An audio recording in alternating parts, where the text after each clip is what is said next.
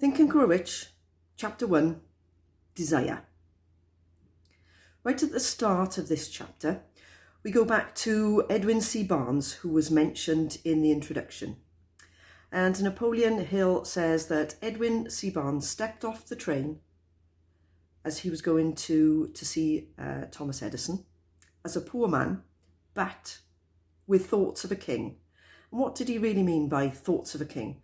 Well, Edwin C. Barnes had no random wish, no fleeting thought about becoming a partner with Thomas Edison. He was sure every single minute of the day. There was no doubt in his mind that one day he would be an associate partner with Thomas Edison.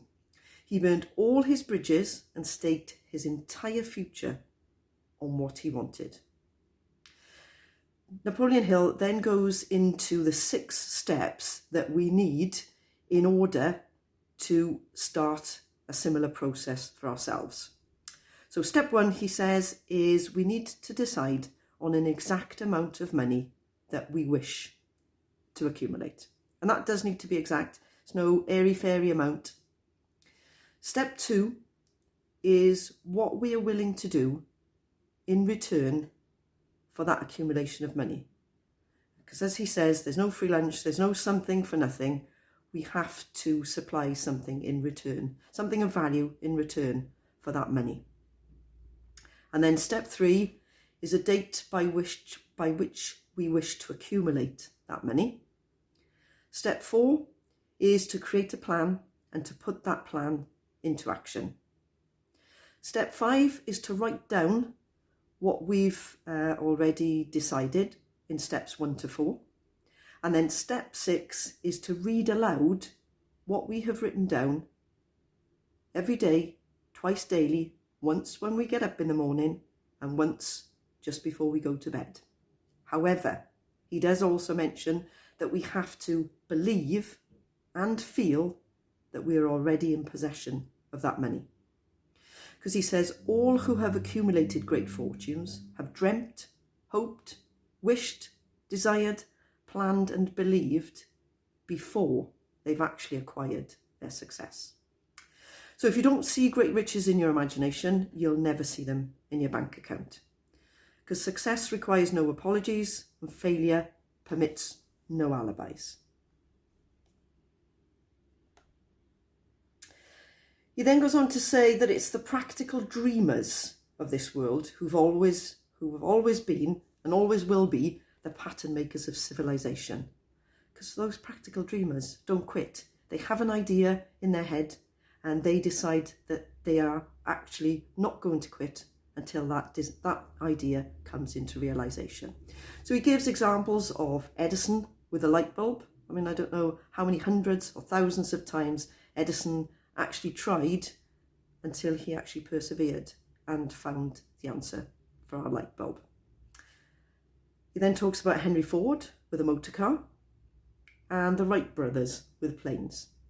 Now, those are ordinary everyday occurrences that we have as evidence that these people did actually persevere. So dreams are the seedlings of reality, and our only limitations are those that we set up in our own minds. So it's really all down to us. I've got a couple of quotes here then.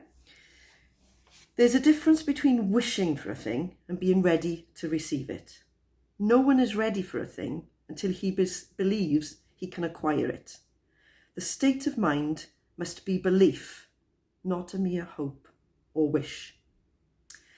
And there's no more effort required to aim high in life, to demand abundance and prosperity, than is required to accept misery and poverty. He then goes on to tell the story of his son Blair. Now, Blair was born with no ears and no hearing equipment, but eventually he could hear. And then Napoleon Hill goes on to describe the 3 steps that were really important in bringing this into being.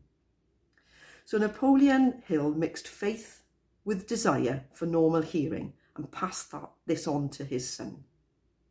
Step 2, he communicated his desire to him in every conceivable way with persistent and continuous effort over many, many years. And third, Blair, his son, believed him. And he says this is an example of how desire outwits Mother Nature. However, his final quote in chapter 1 is, through some strange and powerful principle of mental chemistry, which she has never divulged, nature wraps up in the impulse of strong desire that something which recognizes no such word as impossible and accepts no such reality as failure.